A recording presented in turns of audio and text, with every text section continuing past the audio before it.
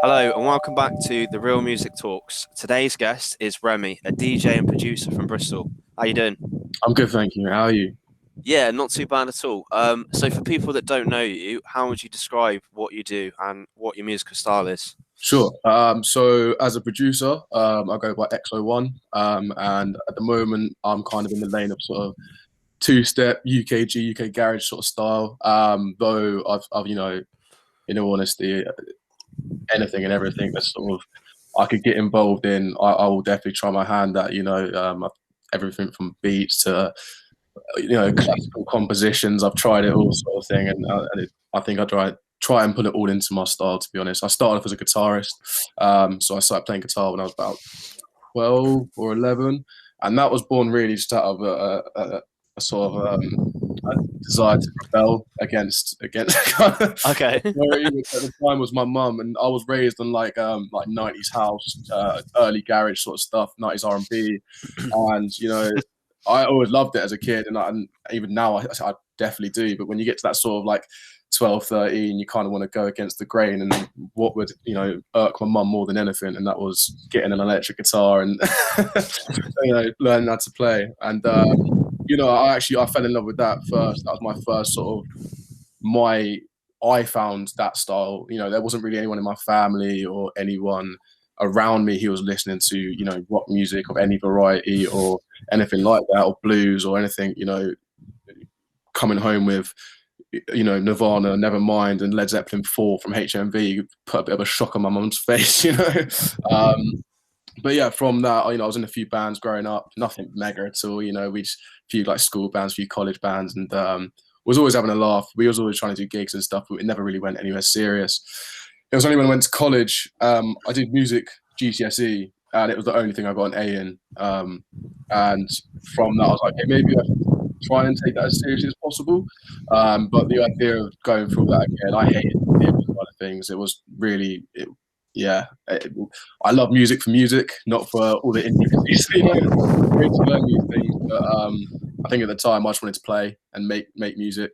So when I got to college, I decided to take music technology, which obviously, it's a lot more practical, a lot more creative. And our first assignment was to recreate "Gotta Get Through This" by Daniel Bedingfield, which was one of those Nice. songs that, yeah. So as a kid, I was listening to that anyway. So it had this sort of nostalgic value, but also my first project was to basically recreate two-step garage, which again I was raised on, but also was a sound that I love personally. When it got to college and we started going out, started going to parties and raves and whatnot, I always found garage was the sort of happy medium. It wasn't so um, uh, it wasn't so predictable as house. It wasn't as fast as drum and bass. You say UK garage, and people can list you 5 different songs, but none of them really have like a.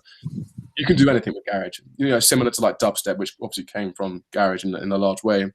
There's a lot there that, as long as you hit like a certain criteria with certain elements of it, you can fill the music out with pretty much whatever you want. And that always appealed to me massively. So either way, finished college, got a D in music technology. Like I failed basically. But still, when it came to the theory, especially at that point of my life, I was not interested in like anything that I didn't want to do necessarily. Yeah. Yeah, we've grown and matured since then for sure. But then I got to uni and I got a Mac. My mum bought me a Mac for uni, and I was like, I can get Logic now. So I got Logic, and from that, just persevere, just keep trying to make beats after beats after tunes and all sorts. And it was only in the last few sort of years that I've thought, okay, like you can do this, and it's definitely something that I've been taking a lot more seriously over the last year for sure. And lockdown's definitely afforded me that time to really dedicate and hone my craft in all senses, from production to playing guitar to all of it. So it's really interesting. You've had quite a similar journey to me, actually. Similar sort of path, like music tech, uni, Yeah. that kind of stuff. So you mentioned you started off with guitar. Like, did you actually learn any music theory, or did that kind of develop as you kind of, grew your composition skills and stuff like that? Not really. I mean, it's quite bad. My guitar teacher was actually my music teacher at school, and he Okay. did like lessons on the side of it. His actual primary instrument was the drums. He was a drummer. He just knew how to play guitar and knew how to play bass. Sort of like, I wouldn't consider myself a bassist, but I can play bass. If I had to on my own recording, whatever. So it was quite bad in the sense of he taught me his bad habits, and like he didn't know enough to really push me in the direction I need to know these things, you know. So growing up, it was sort of like, here's your power chords, here's your chords, here's your bar chords, here's the pentatonic blues scale, knock yourself out, you know. 2 years into my lessons, I was on par with him. It sounded, and not in a sort of big-headed, or there was nothing more he could teach me effectively, you know. Yeah. So yeah, when it came to sort of going and meeting all these musicians classically and had, you know, done their theory, I never did a grading. You know, I never did a grading. I was as good as the guitarist in my class who had learned this 7, but I didn't have that natural, or you know, not even education in it. I wasn't. I knew what I was doing. I just didn't know how I was doing it. If that makes sense. And that was it. Yeah, I everything else was sort of self-taught and just making it up as I go along. And now, obviously, once you've learned a couple of things, you can make the connections. And, oh, that's what that means, and this is why that's an add 9, and this is why this is what makes it. And you know, you figure these things out for yourself, which, for better and for worse, it's pushed me in a certain direction, and I think it's allowed me to be a bit more creative without being so restricted.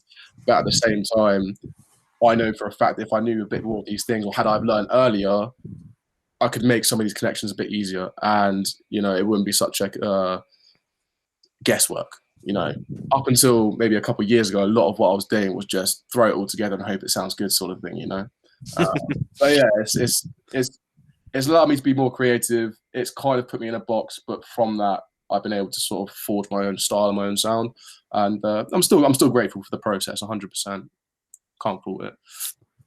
Let's go into that a little bit deeper. So, how do you think like your approach to composition has developed over time, and like what does that really look like now?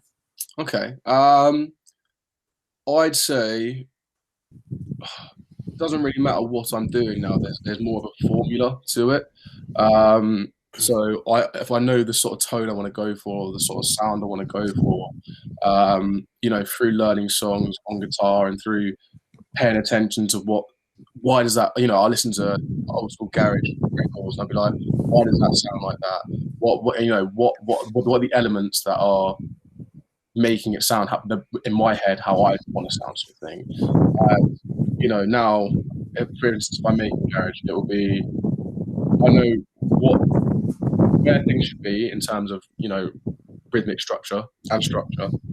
But when it comes to the chords and you know, composing the actual music, I usually go for the mood, and then once there, I know, again, I've learned using sort of the tones of I think that's a massive thing. That's something I've learned myself. Is it's not always how you've done it. It's the samples you've chosen, the presets, and all the rest of it. You know, you can have an incredible, you know, polyrhythmic broken beat, but if it's not using the right samples to begin with, or the right one shots, whatever, you're not going to get what you're looking for. So I think it's gone from very much like it's gone from guesswork to a couple of different formulas that, you know, I can, and everything I've ever made, you learn from it. You know, I feel like even, I don't know about you, but the things I've produced things, spent days on them, and then I deleted them because it's winding me up. You know, it's not turned out how I wanted to. I can't wrap my head around why it's not working, whatever. But the next time I go and tackle something similar, like, okay, that building it, I know that's the bit I didn't like now, so I can get rid of that. Let me swap it out for something else. Let me try a different influence. You know, I'll be honest. The majority of the music I listen to at the moment, especially over the last year from lockdown, it's all been band-driven music mostly. I've been Karangbin. I don't know if you've heard of them, but that they've been a massive, I wouldn't say influence, because I don't think that their sounds necessarily influence my sound just yet. But in terms of sort of inspire me with their creativity and their versatility, and you know, getting these different influences from all over the world, and not doing it in a way where it's not, you've not robbed anything, stolen any ideas from anyone, you've not appropriated anyone's culture or anything like that, but there are clear influences, and I think that is something that I've definitely sort of, yeah, that's influenced me in a sense of that. It's, you know, it's not the sound per se, but their ability to draw these things together and make it work in an appropriate way. I think definitely That's worked for me so far in terms of that side of things. It's yeah, just yeah. I'm not sure I fully answered the question there. I kind of got a little bit carried away in my head. No, that's fine. Just let it go where it needs to go, you know? Yeah.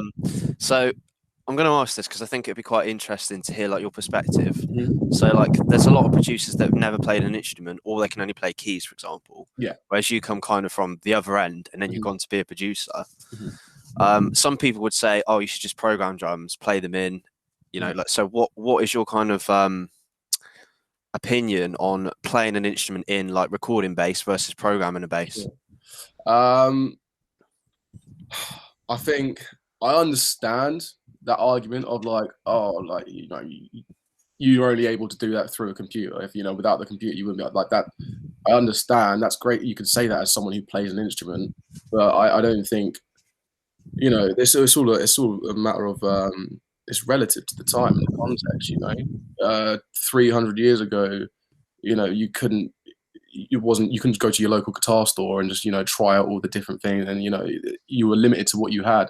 And what we have now is technology in a massive sense. It's as accessible as ever, but again, it's that thing of, yeah, it's allowed us to, you know, everyone can try it now, but that doesn't necessarily mean that everyone can do it. I don't think that's changed at all. It's made things more accessible. I don't feel like just because you can't play an instrument, that sort of takes away from your musicianship or anything like that. Don't get me wrong, I think it helps. And I think it can make you more credible, and it can definitely help you wrap your head around a few things you might not know otherwise. But for instance, my drumming ability is terrible. Like, I can't. Drummers, in my eyes, are some of the best musicians in the world, because to have all that length in your hand, well, I can just about use two hands. You know what I mean? Like, so to have two people, and in such, they are the key to holding everything together. So I can understand why, especially a drummer might be like, well, it's not the same, or, you know, no, it's not. But we've also got to accept now that where we are as, you know, as humans in our evolution, this is kind of how it is now, and I don't think it can take away from anyone's credibility or integrity or ability to say, you know, to say they're a musician. But I do understand, but I do think it comes from almost like an elitist perspective, you know, like most people have access to computers, you know, most people have access to that or whatever. Not everyone can afford to get a drum kit, guitars, a bass, amplifiers, PA system. You know what I mean? Like that'd be my. If I didn't have my laptop, I'd be probably doing much more than playing guitar. You know, so I can understand it, but I do think it comes from almost like an elitist perspective. But yeah, I think that's just the way the world is at the moment, and I think, you know, there's plenty of musicians out there or producers out there who can barely do anything musically other than on a computer or with samples or whatever. Does that take away from it? No, not at all. You know, some of the most successful producers, especially if you think like old school hip hop, like 90s hip hop, none of that was played or made or like recorded. It's all samples. It's all taking someone else's song, finding the parts they like, repurposing it, and now those sampled songs are bigger than the originals ever were. You know, and like I don't think that takes away from, you know, that producer's credibility or integrity at all. But yeah, that's my take on it, I think. Yeah. For sure. I mean, I'm actually like a drummer myself, and I wouldn't like say like if someone produced something and it's a great beat and it's got great feel, it's irrelevant to me. Like I would say, like, because I can play drums, it's easier for me to get behind the kit and play it than to program it in. But it doesn't matter. Like whatever gets you there, gets you there. Yeah. Like it's all about creativity and creating something, and it doesn't really matter what tools you use. Precisely. But obviously, like now everyone can have a laptop. You've got like a whole orchestra available to if you want, right? Which that's it. It just makes it so creative for everyone, and everyone's just got those possibilities that weren't there like 20 years ago. Yeah, exactly. I completely agree. So yeah, let's talk a little bit about the lockdown. So how have you kind of dealt with that? Like, and what sort of positives can you kind of take from it? Like I said, mate, I mean, before lockdown, so I just got to Bristol in 2019, end of 2019. I left uni in September 2019. I graduated in July, but I stayed in Falmouth till September. Came to Bristol, spent the first 6 weeks looking for a job. Found a job, not one I wanted, you know, retail thing, quick fix, whatever. But it's 40 hours a week. It's pretty intense. I was walking to and from halfway across Bristol every day. Get home, I have no drive, no creativity, no nothing. I'm just dead out, thinking, why can't I do anything? Getting progressively putting myself in a bad situation, and mentally, and emotionally almost as well. The things that I pride myself on, are the things that I think that make being me, I'm not actually able to do, which is you almost have like a bit of an identity crisis at that point. When the lockdown happened, this was 6 months into my full-time work. Within 2 weeks, I made my first track in probably like half a year by that point, because I actually had the time. I felt relieved that I didn't have to go to this job that I hated. I could, all these. It was a terrible global situation, and I know that I'm so fortunate and so lucky to have not been affected in that bad a way at all, other than financially eventually. But it afforded me to focus on my music, focus on me as a person, and it sort of alleviated a lot of the stress and pressure that I felt at the time, which has led me. I mean, in the last year, I don't know how many tracks I've made now. Not that I'd want half of them to ever see the light of day, but that's not always about that. You can't always be pushing out your best track ever, because that's when you start. That's the other thing I've learned. I've learned a lot about how I am as a musician and how I deal with, blocks and when you hit a wall. And I know everyone says it, but it's that same old thing. You can't force things.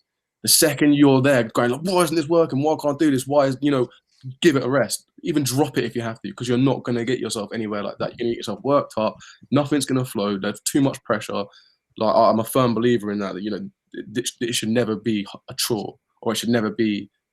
It should never have any sort of holding negativity in your life. The second it does, boy it off. It's not worth it, because this for me is something that brings me joy. It's something that makes me feel good about myself. Like for instance, I've probably made at least 5 or 6 tracks that I'm going to get released later this year, that when I made them, I had to you got the drums there, you put your bass and you put your keys in, and it's time to form, and you press play and all those elements, and I literally I just stand up, my hands on my head and go, nah, do a few paces around my room while this track's going. I'm like, there's no way I've just done this. Like, you know what I mean? That feeling, you can't put a price on that. That sort of all my days. Like, I can imagine hearing this and seeing people vibe to it and have a good time. That is it's all about. And I think, that's what I've had a time to have those moments in lockdown. And that's not to say that the whole thing's been a breeze, because it hasn't.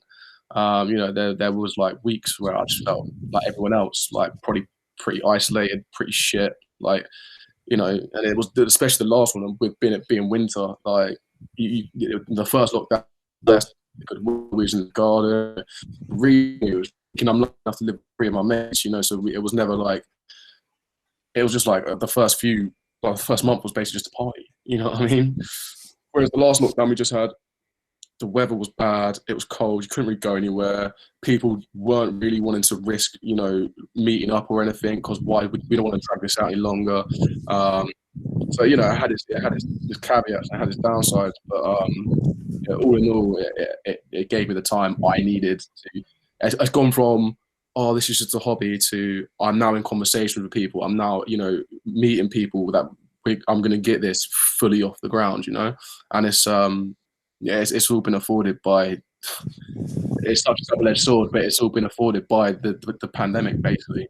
So I'm very aware that I'm fortunate, but I'm also in some way, some selfish way, I'm kind of grateful that I had that time as well.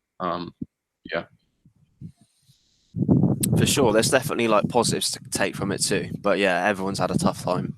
And I agree, the second lockdown was definitely harder with all the cold and the winter and everything. And I've got a corporate 9-to-5 job sort of thing. So I'm just sat there in the dark every day, just working, it's like that. So not going, are you working from home as well? Were you working? You're working. Yeah. So you're just sat in the same room all day, every day. At the moment, I'm working from home as well now. I've got a new job. And similar, you get up, you roll out of bed, have a shower, come back to your room, and you stay there all day. Nothing changes, So it's I can completely understand that fully. For sure. So I wanted to ask about your experience with live shows and gigs and DJ sets and that. Obviously, with the restrictions, it hasn't happened for a while. But before that, Like, what sort of shows have you played? Like, what experiences have you had? Barely any, to be honest, mate. I've really started picking up mixing recently, and like I said, all my sort of live performances and whatnot, they've all from sort of like my teenage years playing in bands. Like none of it's really come from the sort of dance side of things. I've always been in the crowd, you know, from I say 17, 16, 17. That's when we first started getting back into like, you know, at the time it was like jump up bass, proper like proper screeching mid bass, like yeah, you know, but at the time it was like, what is this sound? You know, like don't get me wrong, it only took 6 months for us to be like, okay, we can't have this anymore, you know, and start moving on towards like at the time it was like I was very much in the avenue of, because once I got back into that music, like, okay, cool, I can go back to the things I used to listen to. My mum had all these twice as nice compilation CDs of all the old school garage tunes and that. So I was bringing those to the party, and you know, had all that, and it was that's for me. A lot of the dance music side of things has all been I've been part of the audience up until now.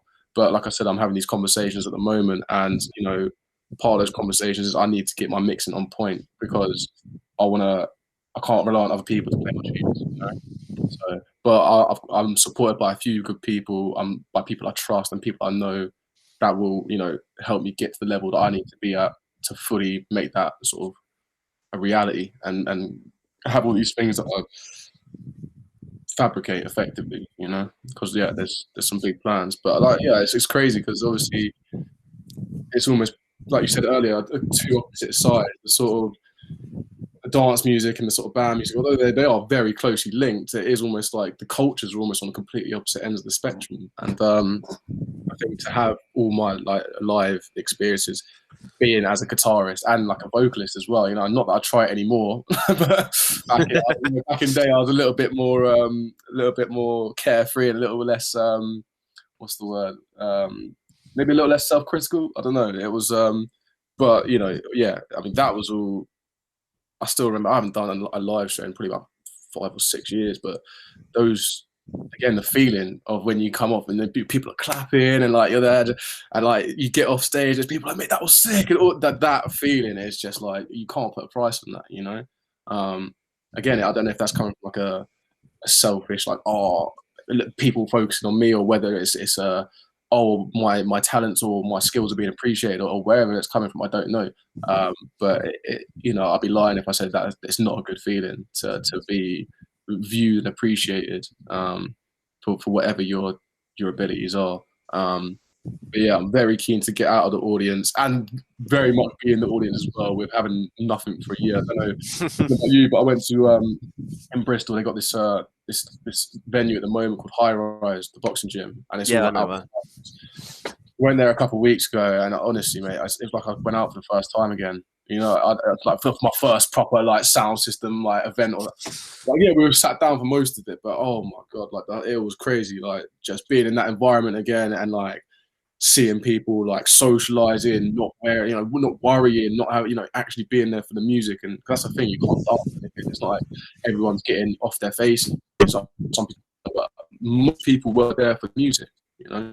So it was, yeah, a crazy feeling, and it's just very keen to you know, get back on that. But I also do want to start, you know, getting more onto the live performances and stuff as well.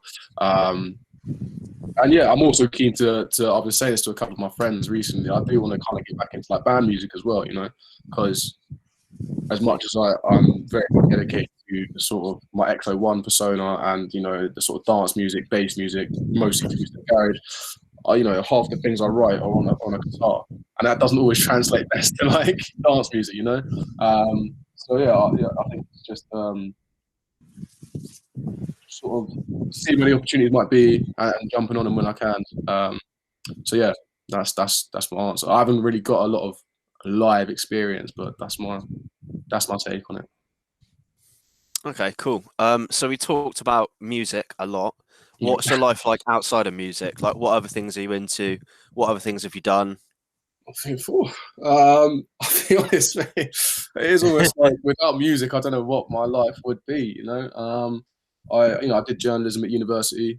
I've always been a capable writer, and you know, I have loads of ideas. I'm great at having ideas. I'm pretty terrible at executing them, unfortunately. But yeah, I've always been a sociable guy. Like I said, I spent a lot of my time from like 16, 17. We were going out, going raves. Obviously, when 18, we were going clubs and stuff. You know, so I've always been very much engaged with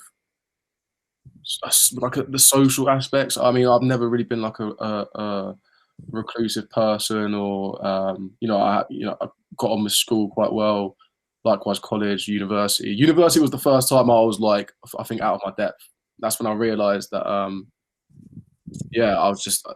I come from a town where I knew everyone, I knew what was going on, and everything was great. I'd been there all my life, to this place that was in the middle of nowhere, didn't know anyone, couldn't really relate to anyone at first. It was all a bit mad, not gonna lie. But that I needed to go through that to sort of realize a few things and build off that, And I feel like university is a bit of a mad one, because I feel like even if you don't, you might flop your degree.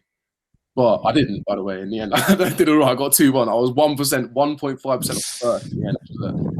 That's going to haunt me for the next days. But, yeah, like even if you flop your degree, the experiences you have and the chance you have to sort of build your personality, build yourself as a person, get a bit of responsibility, all those things. You can't put a price on that. And I feel like that's definitely helped shape me now. I don't even know who I'd be if I had no degree, But yeah, I mean, other than that, it's a similar thing. I'm working as a marketer at the moment, digital marketer.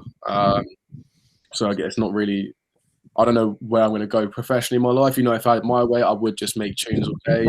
And, to be on a beach somewhere, probably still be in Falmouth making tunes, and that would be my life. But yeah, it's a bit of a weird one. I think the whole lockdown experience as well has sort of thrown so many people like our sort of age off. No one really knows, or if they do, everything seems a bit volatile at the moment. There's the sense of direction and the possibilities as well. I feel like possibilities are kind of, maybe they're still there, but it's a lot. Yeah, we don't know how the world's really going to be changed after this permanently, and I feel like it's got a lot of people worried. But I feel just got to take each day as it comes at this point.